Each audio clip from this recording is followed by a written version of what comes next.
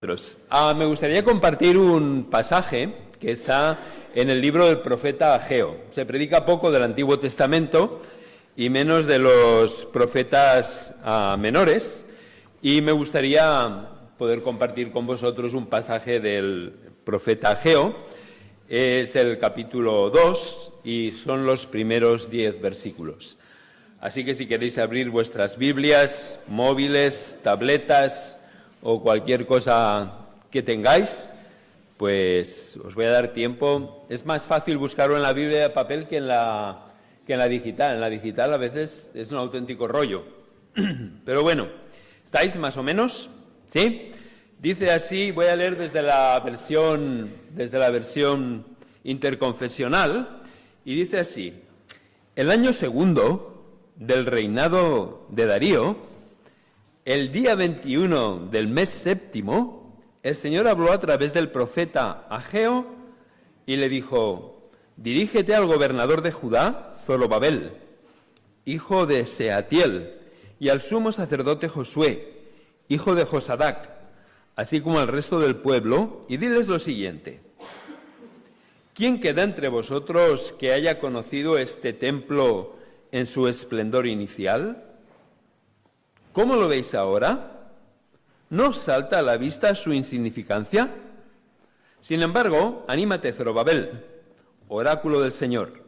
Anímate, sumo sacerdote Josué, hijo de Josadac, y que se anime toda la gente del país, oráculo del Señor. Poned manos a la obra, porque yo estoy con vosotros, dice el Señor del universo. Este es el compromiso que pacté con vosotros cuando salisteis de Egipto.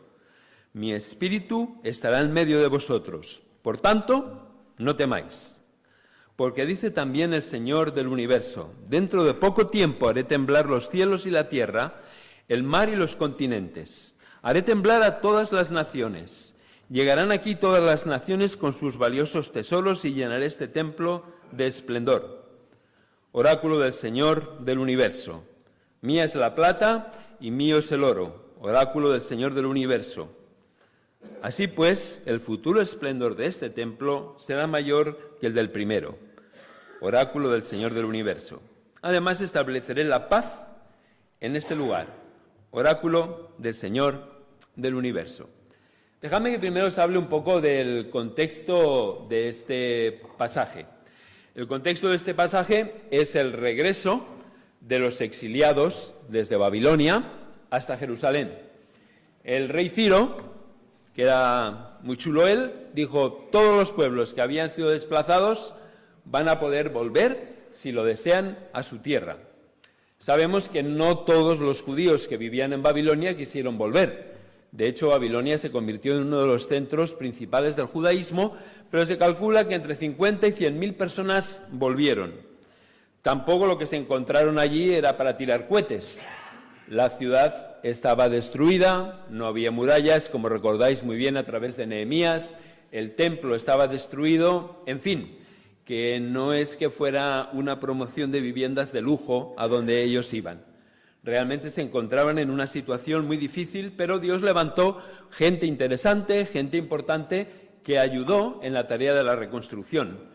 Nehemías, que como conocemos a través de su libro, llevó a cabo la reconstrucción de las murallas del templo, pero también toda una serie de reformas sociales y políticas de calado importante. Tenemos a Zacarías y el profeta Ageo, que fueron los que se encargaron de motivar al pueblo para la reconstrucción del templo. Y tenemos también a Esdras, conocemos el pasaje de las Escrituras, donde Esdras instruyó al pueblo para que pudieran volver a recordar la ley. Este es el contexto en el que nos está hablando el profeta Ageo. La ciudad está siendo reconstruida, el templo ha sido reconstruido de aquellas maneras, y en medio de toda esta situación es cuando el profeta habla de parte del Señor y les da este mensaje. Si os dais cuenta, en este mensaje hay 3 dimensiones: una dimensión pasada, una dimensión presente y una dimensión futura. Recuerdo el día que celebrábamos el aniversario de la Iglesia y hablábamos de que la Iglesia se mueve en las 3 dimensiones, ¿verdad? Pasado, presente y futuro. Pero lo que me gusta de este pasaje es que el pueblo estaba más preocupado por el templo que por el Dios del templo. El pueblo estaba realmente preocupado, ¡ay, qué templo más chungo que tenemos!, ¿verdad? Qué feo que nos está quedando el templo. Y centrados en el templo, se habían olvidado que lo importante del templo es precisamente el Dios que le da sentido al templo. Y precisamente lo que está haciendo el profeta Ageo a través de este pasaje es: no perdáis de vista el fondo, quedándoos en la forma. Lo importante con Dios siempre es el fondo y no la forma. El templo simplemente es un recurso para servir a Dios, aunque nuestra tendencia en ocasiones es a ser templocéntricos y darle más importancia al templo que al Dios del templo. Pero si os dais cuenta, en este pasaje se nos habla de 3 dimensiones. El pasaje del profeta Ageo es muy potente, muy poderoso, y habla de 3 dimensiones. La primera dimensión es la dimensión pasada. Y el profeta dice el contraste entre lo que tenemos ahora y lo que habíamos tenido, ¿verdad? Nos dice el libro de Esdras que algunos, al ver el templo, al ver la realidad que tenían, lloraban comparándolo con el templo que habían tenido. Y eso, permitidme, me hace pensar en nuestra iglesia. Qué buenos tiempos que pasamos, ¿verdad? Qué buenos tiempos cuando la iglesia estaba llena de jóvenes. Qué buenos tiempos cuando la iglesia estaba llena de matrimonios jóvenes. Qué buenos tiempos cuando había un montón de niños, cuando éramos respetados y cuando significábamos algo. Y nos puede pasar que, como le pasó al pueblo, al ver la realidad que tenemos ahora, nos desanimemos y pensemos qué insignificantes somos ahora, ¿verdad? Y pensemos que cualquier tiempo pasado fue mejor. Y nos anclemos en la nostalgia, ¿verdad? Nos anclemos en el pasado, nos anclemos en el lamento. Pero me encanta porque el mensaje de Ageo tiene también una dimensión presente. O sea, el propio Dios es realista y dice: mirad a vuestro alrededor, le dice al pueblo, ¿no es insignificante lo que tenéis? Y cualquiera con 2 dedos de vista tiene que afirmar, realmente lo es. Cuando lo comparábamos con el esplendor del anterior templo, parece ser que lo que tenemos ahora es una porquería. Pero entonces el Señor hace un mensaje enfocado al presente, a la dimensión presente. Y me gustan las 4 cosas que dice el Señor. La primera es una palabra de ánimo. Ánimo, les dice a los líderes. Ánimo, le dice al pueblo. La palabra del Señor es ánimo. Esta es la realidad, ¿de acuerdo? Esta es la realidad. Pero ánimo para el presente. Ánimo para el pueblo y ánimo para los líderes. La segunda palabra de parte del Señor es una palabra de reafirmación, y eso es tremendamente importante. Yo estoy con vosotros. Yo estoy con vosotros. Mi espíritu está con vosotros. Y yo creo que esto es en lo que tenemos que hacer énfasis. Muchos de vosotros ya me conocéis desde hace muchos años, y os lo he dicho muchas veces. El pasado es bonito para visitarlo, pero no para vivir allá. Dios está con nosotros hoy. Dios reafirma su compromiso con nosotros hoy. Y nos pide que tengamos ánimo.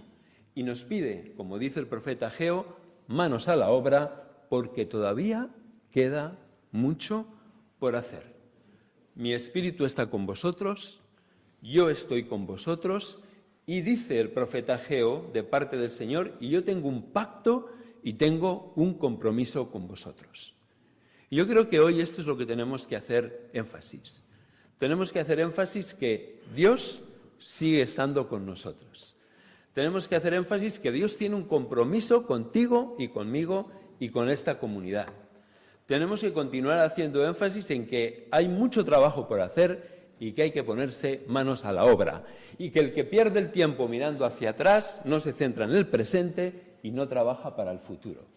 Dios está con nosotros. El mensaje no es yo estuve con vosotros, qué pena que hoy no puedo estar. El mensaje es hoy estoy con vosotros. Y la promesa la tenemos reafirmada una y otra vez en la Escritura. Yo no os dejaré ni os desampararé. Yo estaré con vosotros cada día hasta el fin del mundo. Yo os daré mi espíritu, no os dejaré huérfano. Mi espíritu os guiará toda la verdad, mi espíritu os enseñará todas las cosas.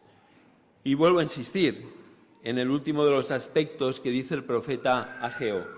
Poneos, pues, manos a la obra.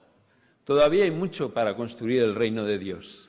Todavía hay una ciudad llena de necesidades emocionales, espirituales, sociales, económicas, que nosotros estamos llamados a ministrar y a servir. Todavía hay la necesidad de que seamos agentes de restauración en un mundo roto. Y el Señor Jesús, la Trinidad, dice: poneos manos a la obra porque yo he hecho un pacto con vosotros. Y Dios es fiel a sus compromisos. El problema no es la fidelidad de Dios con nosotros. El problema es nuestra capacidad de ser fieles con Él, con su pacto, con su compromiso y con su llamado. Así que manos a la obra, porque todavía queda mucho por hacer. Todavía seguimos orando que venga tu reino. Todavía seguimos orando que se haga tu voluntad aquí, en Barcelona, de la misma manera que se hace en el cielo. Todavía seguimos orando que la miseria y los efectos del pecado desaparezcan de nuestra sociedad. Y los que nos hemos de poner manos a la obra no es las Tersalellas. Los que nos hemos de poner manos a la obra somos todos nosotros. Y lo podemos hacer de manera formal, a través de los diferentes ministerios que la Iglesia tiene para servir a un mundo necesitado, o de manera informal, porque allí donde Dios te ha colocado en tu entorno cultural, tu entorno familiar, tu entorno social, tu entorno político, tu entorno económico, allí tú tienes que ser sal y luz, y allá tú tienes que ser un agente de restauración, y allá tú tienes que añadir valor a la vida de la gente con la que te relacionas. Así que manos a la obra, dice el Señor. Manos a la obra. El Señor no niega la realidad de que este templo no es como el que era, pero el Señor dice: hoy lo que toca es manos a la obra, porque todavía tenemos mucho trabajo por hacer. Pero hay una tercera dimensión, y estoy ya acabando, en el mensaje del profeta Ageo. Recordad, una dimensión pasada, cuando comparamos lo que teníamos en el pasado, una dimensión presente: ánimo, yo estoy con vosotros, yo tengo un compromiso con vosotros, manos a la obra. Pero también hay una dimensión futura, una dimensión escatológica, una dimensión donde dice: porque un día nosotros sabemos que el reino vendrá. Un día sabemos que la voluntad de Dios se hará aquí de la misma manera que se hace en el cielo. Un día sabemos que las mujeres ya no serán maltratadas porque no es la voluntad de Dios, que los niños no serán abusados porque no es la voluntad de Dios, porque no habrá trata de seres humanos porque no es la voluntad de Dios, porque no habrá pobreza, no habrá corrupción política, porque no habrá maltrato de los emigrantes, porque sabemos que eso no es la voluntad de Dios. Y sabemos que el reino vendrá y su voluntad será hecha. Y esta es la tercera parte del mensaje que está diciéndole Dios a Israel a través del profeta Ageo. Está hablando de este futuro que no vemos, pero que sabemos que es cierto, que sabemos que se cumplirá, porque nosotros somos gente de fe y gente que creemos en el pacto y en el compromiso de Dios. Así que esto es lo que en esta mañana yo quería compartir con vosotros. Quiero darle muchas gracias a Sara, porque Sara sabe que ayer eran las 9 de la noche y yo no tenía ni puñetera idea de lo que iba a hablar, ¿verdad? Y yo sabía que a la Iglesia necesitaba un mensaje de estímulo, de ánimo, y en estos momentos es cuando la Sara me sienta y yo, como un niño de escuela, puedo escuchar sus consejos y su retroalimentación. Y Sara me dijo: la Iglesia necesita un mensaje de ánimo. Y automáticamente, llevaba toda la semana dándole vueltas y vueltas y vueltas a la cabeza, me vino el pasaje del profeta Ageo, ¿verdad? Ánimo, yo estoy con vosotros. El futuro siempre es mejor cuando estamos con Dios y cuando somos fieles a su pacto y a su compromiso. Así que, ¿cuál es la aplicación de todo esto? Para mí hay tres aplicaciones muy simples. Mirar hacia el pasado con gratitud. Gracias una vez más a todos los que nos precedieron, ¿verdad? A todos los que han permitido que hoy estemos aquí, que lo hicieron lo mejor que pudieron o lo mejor que supieron en el momento en que les tocó liderar y en el que les tocó servir. Gracias por todos aquellos que contribuyeron. La segunda aplicación para mí es una diligencia para el presente. Es decir, el presente es el momento de trabajar, es el momento de manos a la obra. Pero también un mensaje de esperanza en el futuro. Para el futuro, esperanza. Es decir, para el pasado, gratitud. para el presente diligencia, y para el futuro lo que necesitamos y lo que precisamos es esperanza. Y esperanza pensando en tantos de nuestros hijos, nietos, hermanos que hoy no están con nosotros y un día estuvieron, ¿verdad? Tantos que amamos, que son importantes y significativos para nosotros y que no están aquí. Esperanza, porque el último capítulo todavía no está escrito. Porque mi Padre, dice la Escritura, siempre está trabajando. Porque el Padre siempre está trabajando en el corazón de tu hijo, en el corazón de tu nieto, en el corazón de tu hermano, en el corazón de tu padre. Siempre está trabajando. Y eso a nosotros nos hace vivir con esperanza.